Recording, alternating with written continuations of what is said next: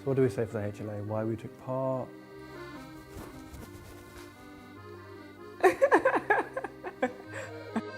Don't move chin. It's alright, I'm just going to stop. Just when you end it. Don't look away. Yeah, That is not going anywhere. Just another day at the office.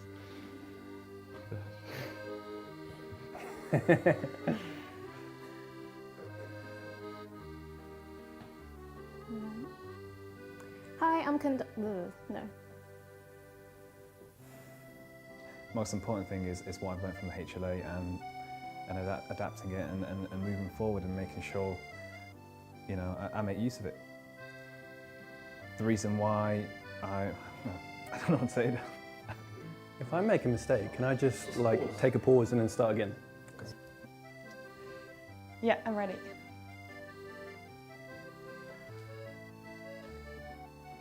I don't know what to say. Don't record this. I've really enjoyed it. I've learned so much, and I've really benefited from. Oh God, what have I benefited from? Oh. Okay. Is that it's been a fantastic. Oh no, I've lost it. Can you give me a countdown? I don't know how much to gesticulate. How much? He's quite a mellow person. I don't know. I'm ready.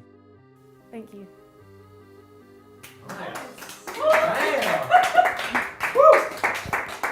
Okay, I think I'll like chop and add some things.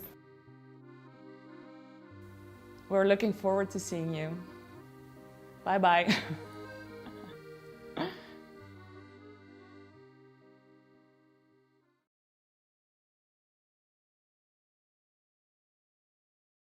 Hello, welcome to HLA Live. HLA Live is our regular broadcast on the HLA YouTube channel as well as all the other social media channels.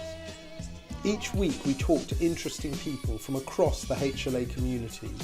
Good evening, everyone. I am really excited to be chairing tonight's meeting. Hi, I'm Rosie Spooner and I'm hosting HLA Live this Wednesday. And I'm an HLA scholar and I'm also going to be your host this evening. To share with us their ideas and their innovations and hopefully bring them to a global audience. Quite quick, we have ideas, let's do this, let's do that. So many of the topics come from our community, with scholars and faculty expressing an interest in many of the discussions that we're about to have. Hello everyone and welcome to the HLA Live session on widening participation in the postgraduate realm. Homelessness and health. Addiction and the new normal. HLA programs are built on 6 pillars. The leader is an innovator and entrepreneur. The leader is a communicator. The leader is a manager. The leader as a negotiator. The leader as a follower. And the leader as a philosopher. If you are interested in becoming a HLA scholar, why not get in contact? Many of the episodes in HLA Live will cover one or more of these important pillars. The HLA team consists of Pedra, Eamon, Tim, Riddy, Alistair, Adil and Trisha, and a range of other HLA scholars and faculty.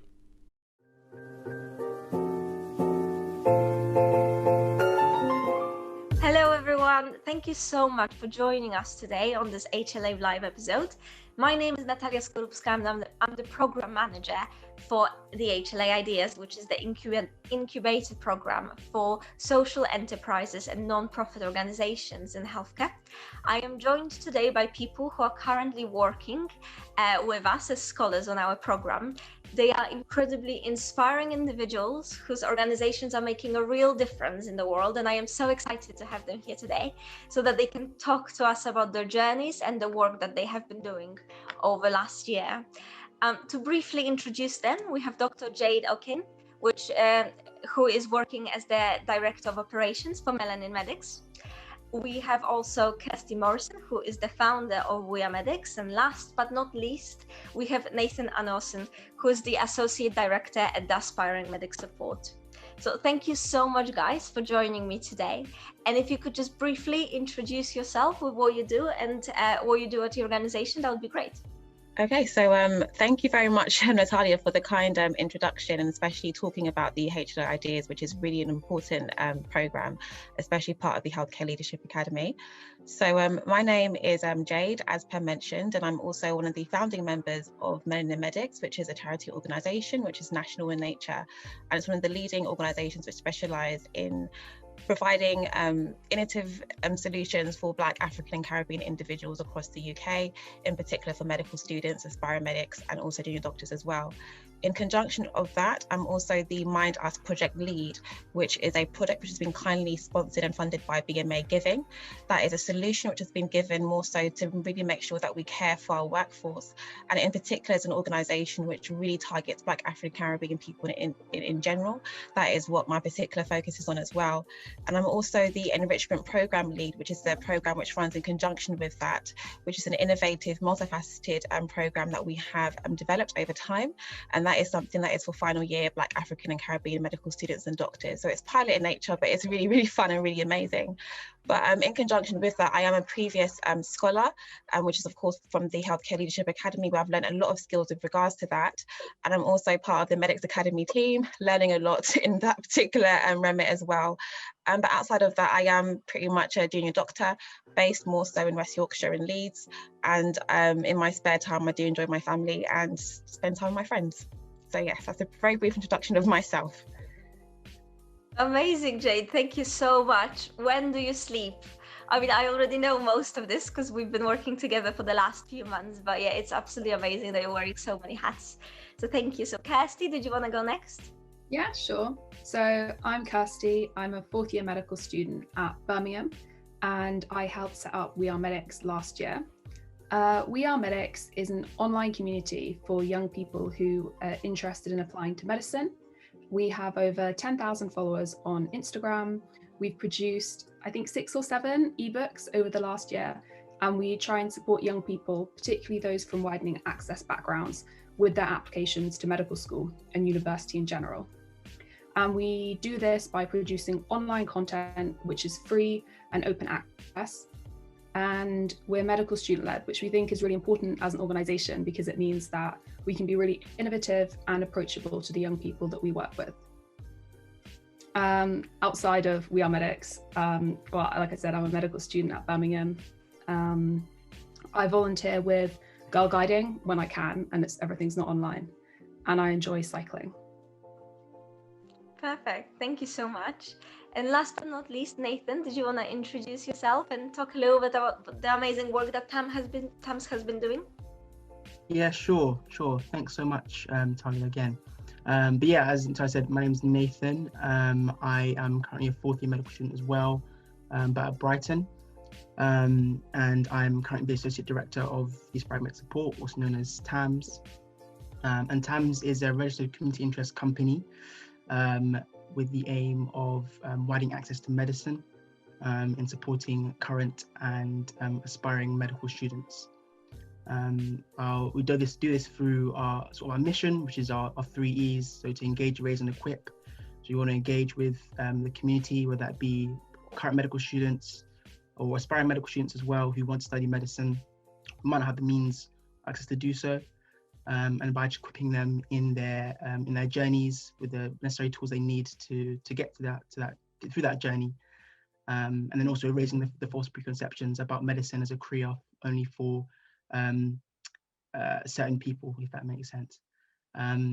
Yeah, and that's sort of our mission. Do this through various ways. So our flagship Aspiring Medics Days, where we go into schools and we speak about the application process, speak about what's like to be a doctor, yeah, as I said, just achieve that for our mission, among other ways as well. So things like a monthly webinar series called TAMS Talks, which is aimed at supporting current medical students in their career progression by exposing the hidden curriculum within medicine.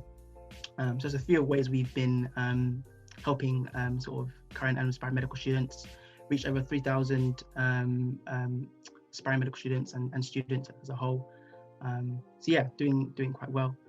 And yeah, that's pretty much most of the hats I wear. Do some different widening access work at my medical school as well. But yeah, other than that, yeah, just pretty chill guy, I guess. Amazing. Thank you so much for these introductions. So you mentioned briefly about all the work that your organizations are doing, and I know they have a lot of different branches and a lot of different projects going on at once. One of the main questions that I've already been asking you when you joined HLA Ideas, but I think our listeners would love to hear about as well, is what motivated you to start your organizations, and how did you overcome the initial fear or reluctance, or this initial, should I do it, should I not, I see a problem, but do I do anything about it?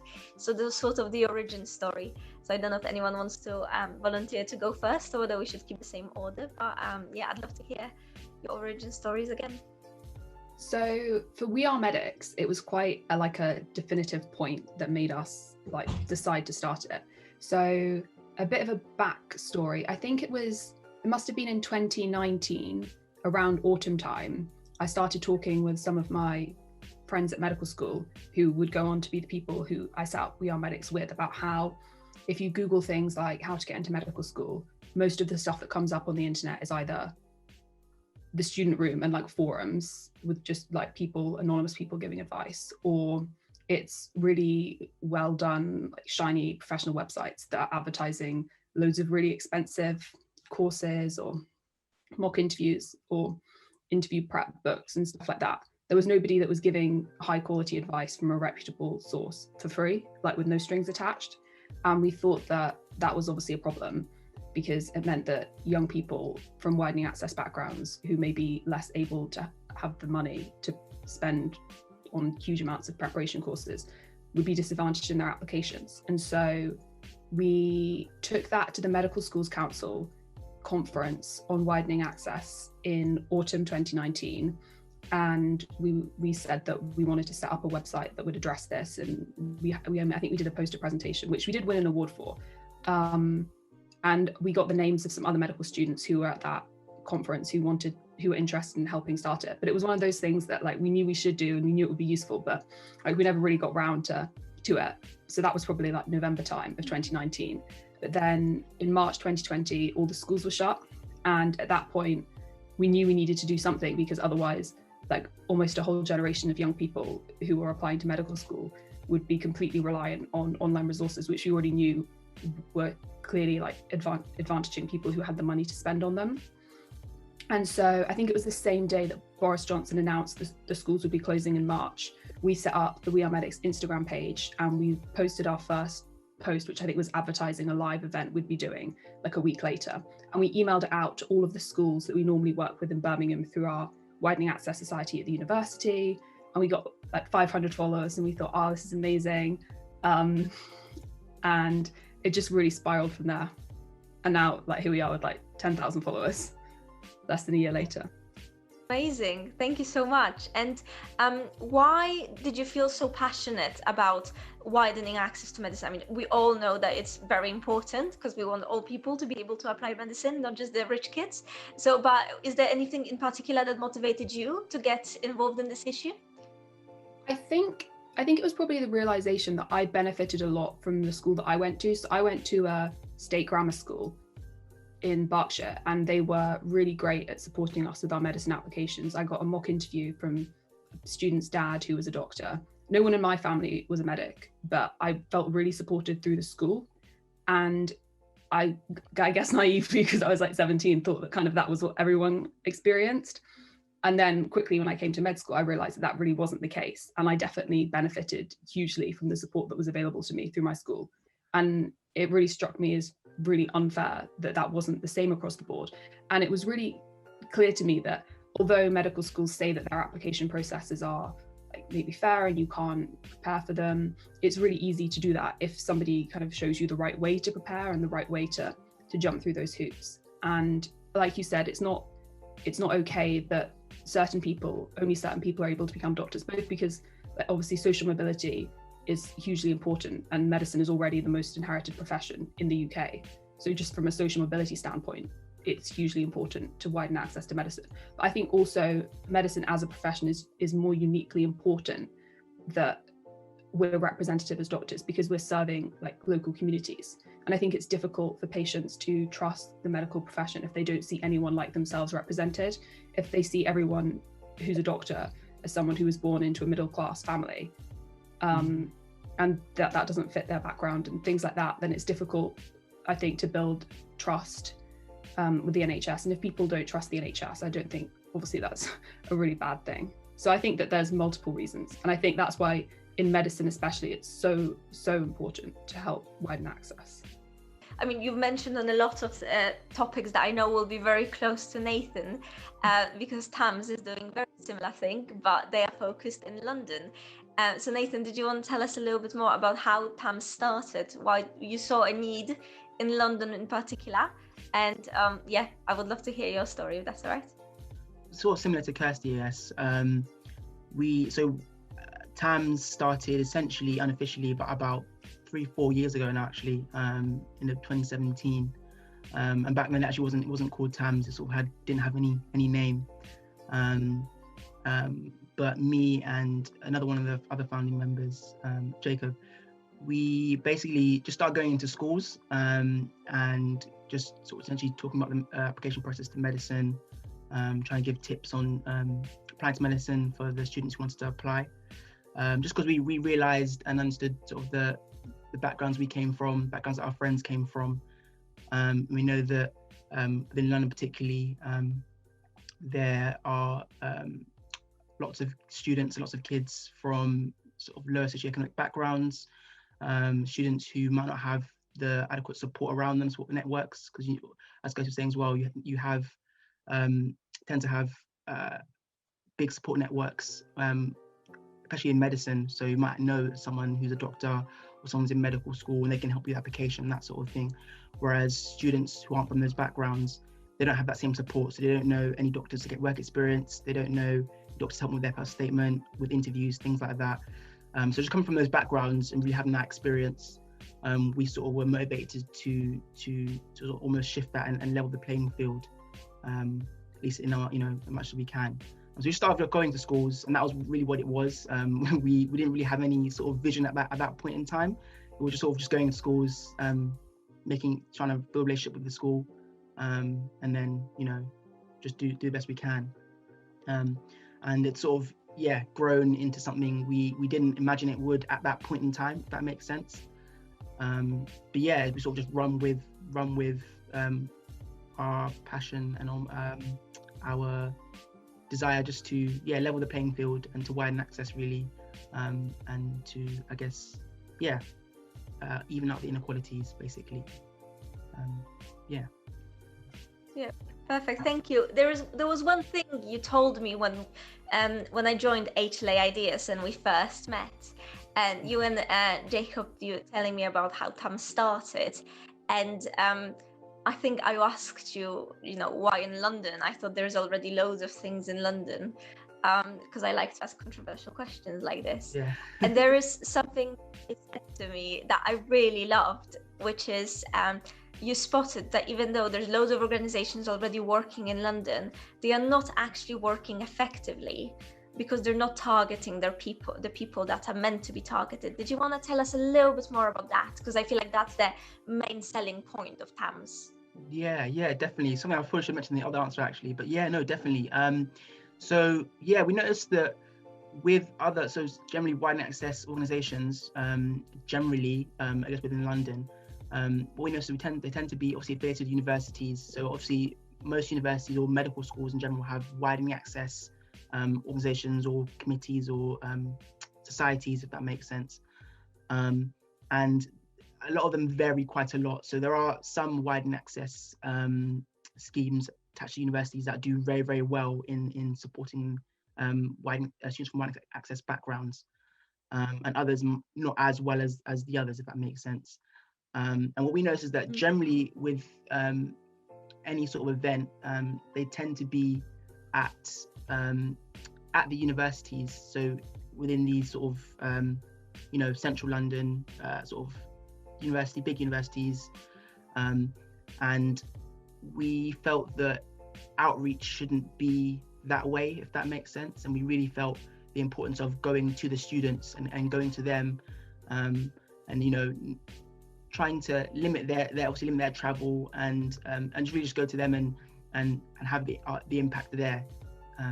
So yeah, I think we one of our aims is to try and hit the cold spots where no one's reaching, or no one's going to, and go there, and try and impact change. And yeah, perfect. Thank you so much. Yeah, I think it's just so great because, I mean, on paper it looks like there's all this help available in London, but then if you put it in central London and you don't talk about to schools from boroughs that are further out, they may not know about the events happening, or if they know about the events, then they have to travel across the entire London to get there for like an afternoon, which can be really expensive. So it looks great on paper, but these organizations are not actually very effective at what they do. I feel like they just look great on paper, but actually they achieve absolutely nothing. And one of the things that I really love about the organizations that we work with and that we have on HLA Ideas is that we really try to make sure that we are very effective at what we do, and that we can capture our impact and make sure that we target the resources accordingly, as well as focusing on becoming sustainable. So I really love what CAMS does, which is targeting the people that actually need to be targeted, rather than putting in the events for the sake of looking good. But yeah, just reaching the people that need to be reached. It's perfect, thank you. And on a different note, last but not least, but also kind of similar, because Jade, you do a bit of access as well. Do you want to tell us about how Melanin Medics started? Yeah, so I actually want to draw upon a particular point that has already been discussed from all of the relevant organisations, and that is in particular about how we specialise in wider participation, and we want to make a choice or a decision with regards to that. And I would say that really fits into the birth of Melanin Medics and the reason why we started.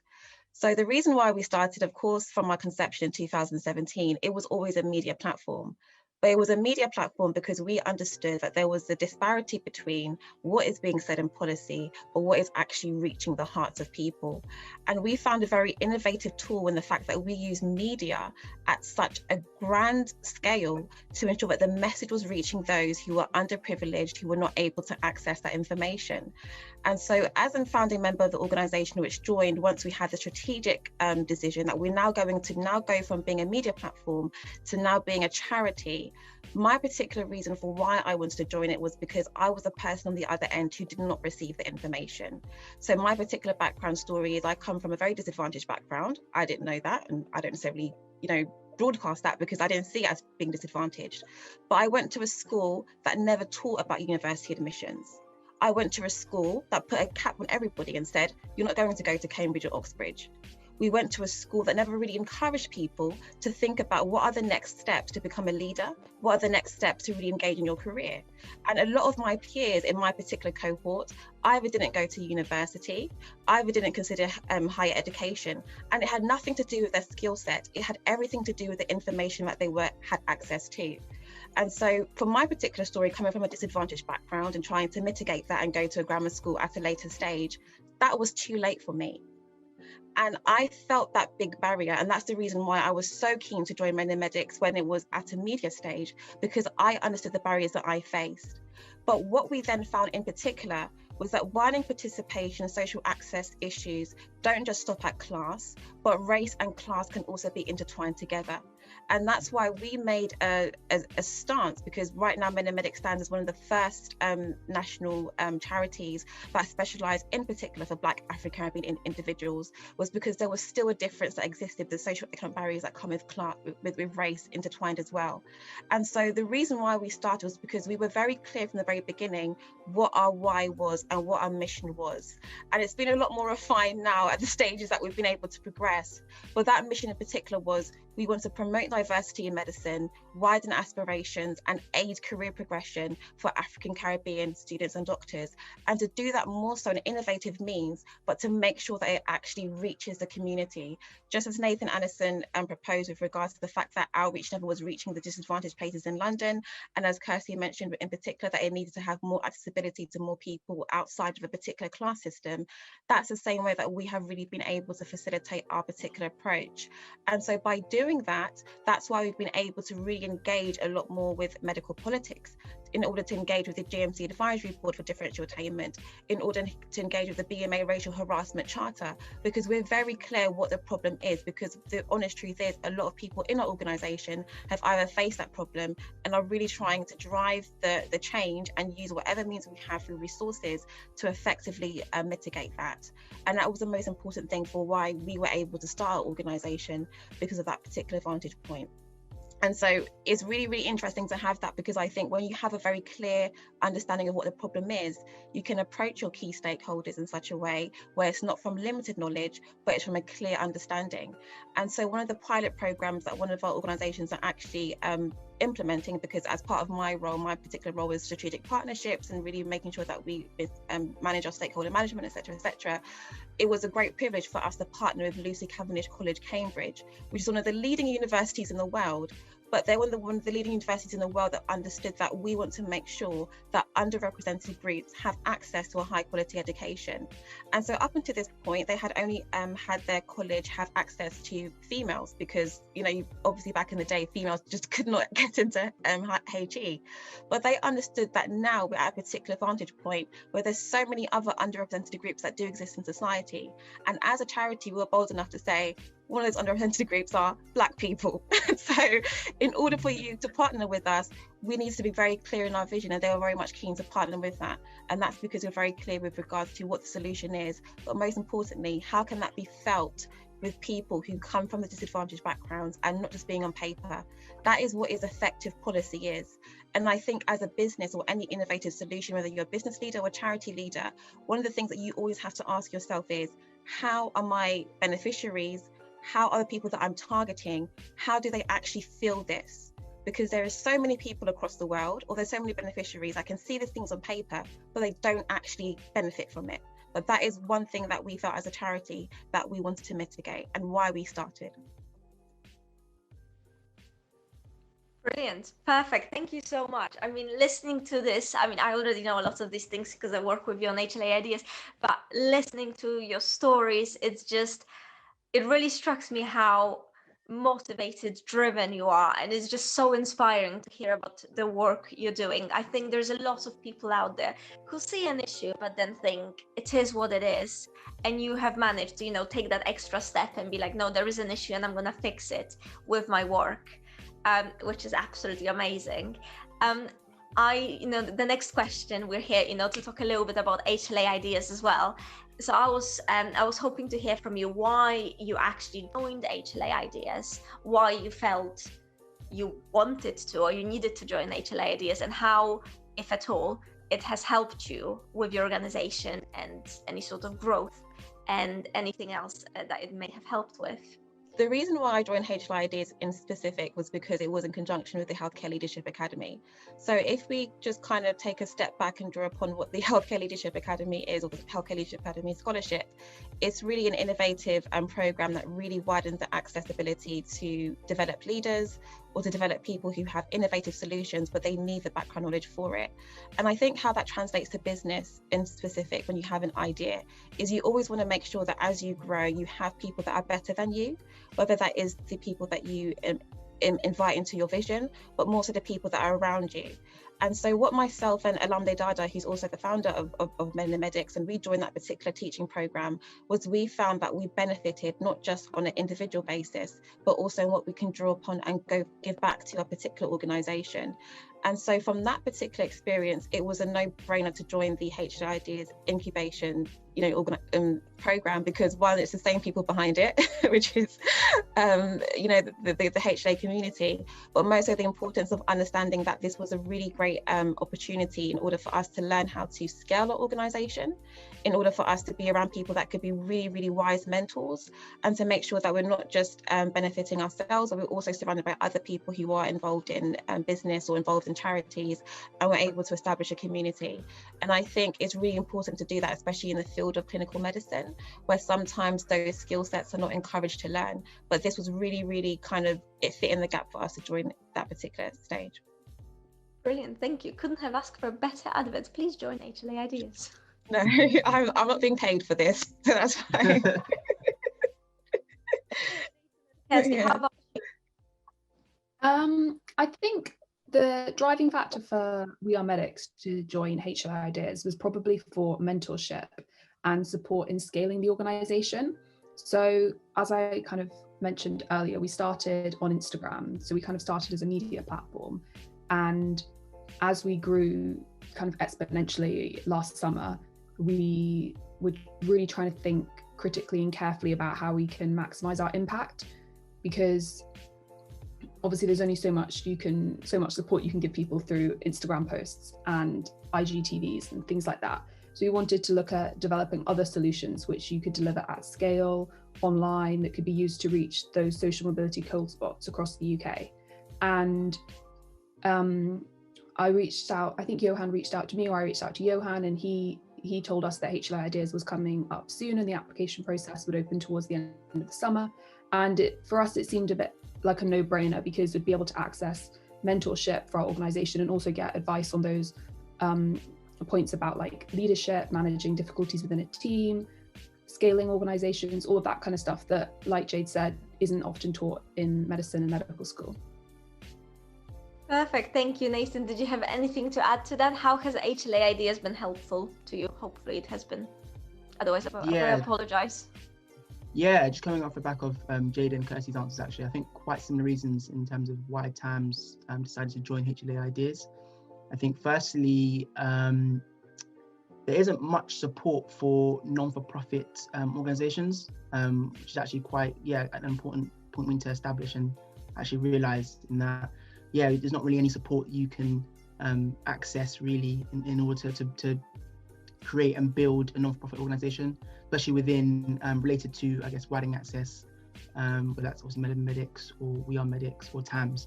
But yeah, there's not really any support, and so I think, like I said as well, it's sort of a no-brainer joining HLA Ideas, because I think it gives you that support and structure almost to scale up, to develop the organisation, and to look at it through a different lens almost, and through like sort of a more business-minded lens almost. So whether that's structure of your organisation, your vision, things like that might have been maybe spoken about among you or members previously, maybe not so much at all, but it really gives you the opportunity to speak about it and to really establish those things, so that you have a sort of a strong organizational structure and base to work from. I think also it's been really beneficial to have mentorship as well, and just having people just guide you through the process almost, and just give you ideas and tips on how to, whether that's scaling up, whether that's just, again, like I said, helping with structure as well, basically. So I think it's really, really important. I think it's something that's quite unique, something that's you won't find anywhere else. And yeah, it's really beneficial. I think really, really beneficial. Great. So coming off those answers, I'm really curious to hear, what were some of the biggest lessons you've gained over the last year or over the last few months of being with HLA Ideas? I think one of the biggest lessons I think we've learned, I think was the first session we had with HLA Ideas actually, was the importance of clarity of vision, and having a clear vision on what you want to achieve. I think before anything else, if you don't have a vision for the organization, for whatever you're doing, it's, everything else comes from the vision essentially. And so having that clear in your head really helps the day-to-day running of the organization. Really helps just what things you invest yourself in, and whether it's opportunities that come up that might look enticing, might look really good, but if it doesn't fit into your vision and what you want to achieve, then that's probably not the right thing. And so just having that really, really, really clear, and I think HLA has really helped in having sort of learning that lesson and also solidifying it as well. I think it's importance of structure really as well. I'd say it's importance of organizational structure, because I think as non-for-profits, you're not generally not paying any volunteers or staff that you have. It's all voluntary work, and so anyone you do take on is really volunteers. And so I think having good structure and definition of roles is really, really important, just to make sure that everyone knows what they're doing, so that the sort of running of the organization as well can run effectively, basically. I think HLA Ideas has really, really helped us to understand that on a much deeper level, I think, from a different lens. Yeah, I think what I've learned as well, the lessons learned that Melanin Medics has learned, it also relates to what Nathan has mentioned. I think in particular, what has really been interesting about HLA Ideas is the fact that it invites external businesses or non-profits or organizations that are really able to kind of give their story or kind of give their background with regards to what they've learned and the mistakes that they have made in order for us to kind of understand how to mitigate that. And I think what it also does, it really kind of creates a transparent room where people can actually really kind of address what they are facing, but most importantly, how that can be solved through mentorship. So I think that really has been a very interesting space, or really an interesting program for us. And I think what has really been exciting is that it's really targeting startups or organizations which do need the help, and it's not just so waiting until you make this certain amount of capital, this certain amount of reach, but it's really kind of drawing in on the very beginning stages, which I think is really unique in its nature. So that's been a really, really, really beneficial thing as well. I think for me, the most memorable part so far was actually the first session where HLA Ideas invited someone to speak about an organisation that they started that was non-profit, which ultimately was unsuccessful, and kind of break down the reasons why they thought that was. And I think the two key things I took away from that was the main thing I took away from that was that they said that most organisations, non-profit organisations, and I think for-profit organisations that fail because the people who define the organisation have a breakdown of trust or communication. And they were talking about how it's really important to have something like a founders agreement, or be really clear about the structure within your team about who makes what decisions and how to kind of prevent that from happening. And I think hearing that at a very early stage of your organization is really helpful to help you, like Jade said, mitigate that from happening to you. And that really resonated with me. And that's probably the thing that stuck with me the most from the program, that lesson. I know a little bit about the stories that you've all gone through to take your organizations to the stage where they're now. But I was wondering whether you wanted to share with our listeners some of the biggest challenges you faced and how you have or are still working to overcome them. Yeah, so I think some of the biggest challenges we, are facing is really, scaling up. And sort of scaling up our activities so we are reaching more students and more medical students as well. One of our main targets at the moment is sort of to reach sort of the whole of London within the next sort of 18 months. I think obviously scaling up operations is something that we need to do in order to reach that goal. I think just scaling up, especially when you're again non-profit and you're relying on the goodwill volunteers, different medical students, different people, I think can be quite difficult.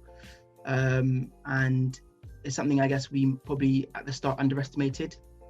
And I think something we're still working through and we're sort of progressing through, but I think definitely HLA Ideas is assisting us in that and helping us with scaling up, which I think is really, really, really useful in that regard. But I think that's probably the biggest challenge we face, just scaling up our operations. I think for We Are Medics, one of the challenges we faced was deciding what to focus on in what order. So the medicine application process has so many hoops you have to jump through, and there are commercial organizations providing support for every single one of them. And obviously we can't replicate what other people are doing overnight. And we had to make decisions about what we should put our manpower in and what would make the biggest impact to young people who wouldn't be able to purchase commercial support for their applications. What if we could only do one thing to help them? If we could only give them one resource, what would that be and what would be the most impactful? And something that helped us work through that was some advice that we got through the HLA Ideas program, which was to think about what your minimum viable product would be. So what if you could do something really badly, but it would still make an impact, what would that thing be? And then do that first. And then once you've produced like the worst thing you could do to address the problem, then look at maybe approaching it in a different way or in a better way. And so for us, the minimum viable product to reach young people last summer was to produce ebooks and then host them in the URL link on our Instagram page. And then over time, we can look at moving that ebook into a website or into something more interactive. But thinking about approaching problems in that way was a really useful way to target our work in a way that would be the most impactful for the people we support.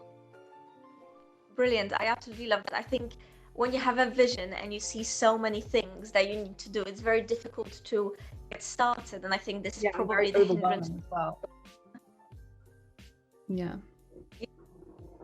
Exactly. And it's just so good to focus on the smallest thing that you can start with that will make some sort of a difference, and then scale that. I think there's a tendency for people out there to think, this is my vision, and then thinking down on like how you can structure it, but actually starting with the first step and then building it up. I think that's a great way to think about a problem. Jade, how about you? What have been some challenges that you had to face while working with Melanin Medics? I would say exciting challenges that we face. We try not to be too negative by calling them, challenges, but exciting circumstances that we've had to kind of mitigate or learn from. I would say one things that do come in conjunction with scaling or being a national charity is when you grow, you also want to grow your team as well. And so as much as it's very much interesting to focus on growing on the metrics or growing on the outputs or growing on the activities, sometimes the most important thing to do is to grow your team. And I think that particular element has really been an exciting phase for us. And so what we've done strategically, at least for that particular component, is that the first 3 months when we stepped into an operational year, we wanted to really dedicate as much time to building our team. And that was more so for people that came in new or people that were now entering into new roles where they had to kind of learn new things. It was really about building the team and having that transparent conversation of, this is going well, this is not going well, how can we work together? This is the ugly truth, and I'm not coming against you, but this is wrong, and this is how we can move it forward. And I think when you do have that particular environment, it's really important, because a lot of organizations sometimes tend to say, we have our roles, but we have a flat hierarchy, and a flat hierarchy in the sense that we can say what we want to say and nobody's going to be offended because we have a clear vision of where we want to go to.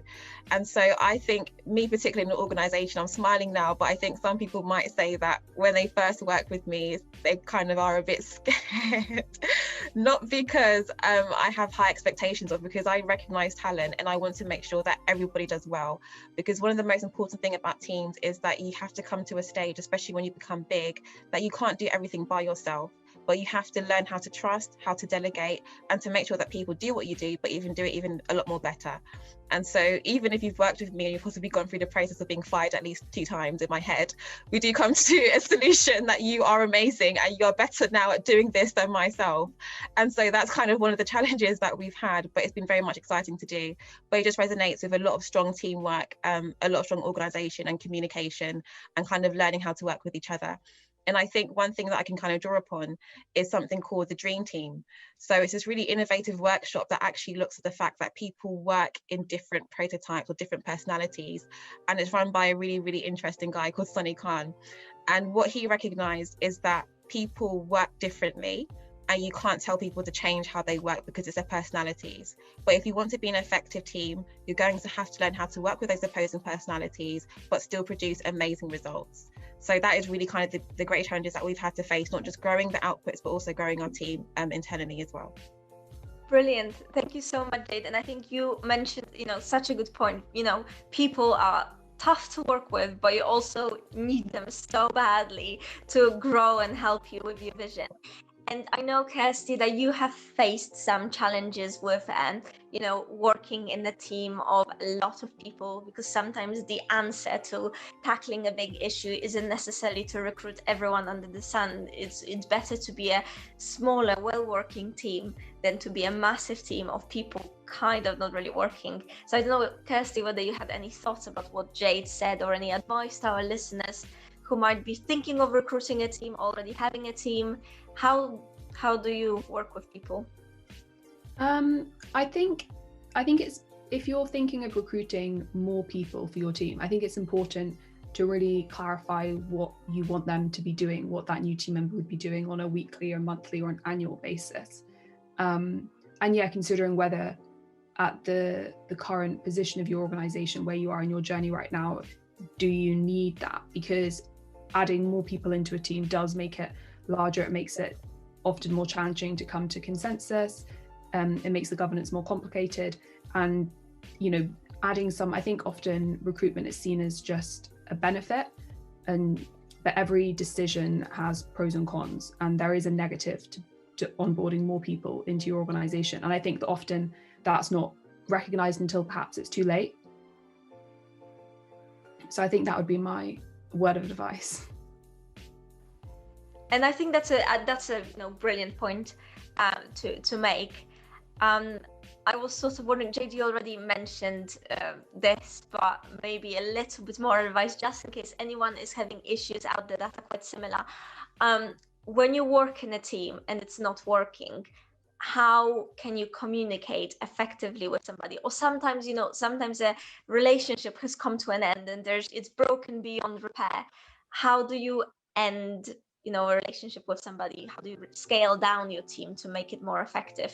Any advice from any of you? I would say that one, you have to understand that when you work in a team, you have to be comfortable with having uncomfortable conversations. And I think the other thing is that as long as you all have the core primary aim or the primary vision of this is what we want to do, there really isn't a negative outcome if you do fall out. I don't believe in fallouts. I just believe in honest conversations and this is what we want to do. And I think the best team players recognize that, okay, if I'm not doing this well, because I believe in the vision, I'm fine with not working on this particular thing, and it won't be necessarily an issue. So as long as the heart of what everything that you're doing is mission-led and vision-led, there should not be an issue with regards to having a fallout or anything. But one thing that I can stress and what is really important is do make sure that you do build strong teams. When you are the team leader, you're not the most important person in that team. You're not the most important person in that organization. The most important people are the people that you're working with, who are your team members. And sometimes if they are saying something that you don't agree with, you actually do need to listen, because everybody's voice is important. But having difficulties, it happens in every team. It happens in families, it happens in school. So that's something that you should be comfortable with having. But just make sure that you listen more. When you become a leader or director, or you grow in your organization, you actually find that the part that you have to play is to actually listen more. So listen with your ears more and speak with your mouth less. And that's what I would say. So I know you've told me about all the hats you're wearing, and you're medical students, doctors, and you're working on these organizations, but you also have other projects going on in your life. How do you manage your time? I use a to-do list app, and I think that's the main way that I stay on top of everything. And I'm also one of those people who believes in inbox zero, so I ruthlessly delete or archive everything that comes into my email inbox. And I kind of hate getting emails, so I keep them all to the absolute minimum. And I think that helps me feel more in control and balanced. And I set quite strict boundaries about, I think especially with COVID and with everything being online, it's really easy to let work stuff steep more into your personal life, because you can join a Zoom call at any time, and then suddenly you can fill up most of your evenings and weekends with doing work-related activities. So I'm quite strict about what I'll let take up time in that regard. And then I think also being able to delegate is a really important way to keep on top of your time and manage your time, especially if you're in a leadership role in an organization, because often if you feel like something's your baby, you're going to want to do a lot of it yourself, but that's really not sustainable. And coming to that realization sooner rather than later will be invaluable. I would say that is something that I handle in two components. So one thing I've learned, and I know that I keep on saying it and I do apologize, but teams. When I specifically work on my teams, I try and work with people who complement my weaknesses and complement my strengths per se, if that makes any sense. And so by doing that, that means that the task is being able to kind of be completed at a lot more of a faster rate, because I know that everybody on the team could basically do it. So it's all about delegation. And then another thing I would say is, again, kind of having a refined to-do list and really focusing on those really important things and making sure that you give quality time to what you are focusing on, as opposed to being everywhere at all one particular point. So that's what I would say in how I manage my particular time. And then another thing that I do tend to do as well is I do also, and one thing that I'm learning is to be a bit more vulnerable and tell people I don't have time and this is the reason why, and being very clear on that, and making sure that people can really help to fill in the gaps in that particular regard. But that's how I would say that I manage my time. And one thing also, I enjoy everything that I do. So even if it is a lot of things, as long as I enjoy it, it's fine. I would never say yes, or I'll never be part of something, an organisation that I don't like. I enjoy everything, so that also helps as well. Yeah, it's not without the struggles, like, I guess, time management. If I'm honest, I wouldn't say I'm like the best at it. But I think definitely just having a idea of what you want to achieve, that makes sense. So that's your vision, your goals, whether that's short-term, medium-term, long-term goals, and just figuring out, okay, what do I have to do to get to those goals, to those achievements, if that makes sense. I guess your way you manage your time will come off the back of that. And so I think, yeah, it takes a lot of planning. So I tend to like just try and plan my week in advance if I'm going to a new week or a month or whatever, and try and plan what I'm going to be doing that week, so you're sort of not scrambling, okay, what am I going to do now, what am I going to do now, if that makes sense.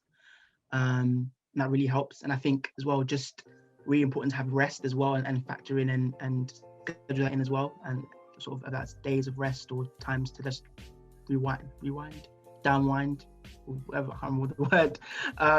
Yeah, just chill basically.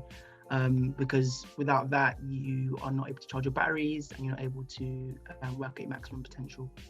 And so I tend to like try and like relax completely on like Sundays, for example, and try not to like schedule any work related things. Just tend to chill and spend time doing things that I enjoy.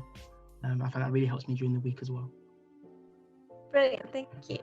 And I know we've talked so much already about how HLA Ideas has been helpful and the mentorship that it has offered, but I wondered whether there's any support or mentorship that you receive outside of HLA Ideas, whether it is to do with your organization or life in general or anything else in your life, whether you have any support or mentorship regarding that, and whether you wanted to share with us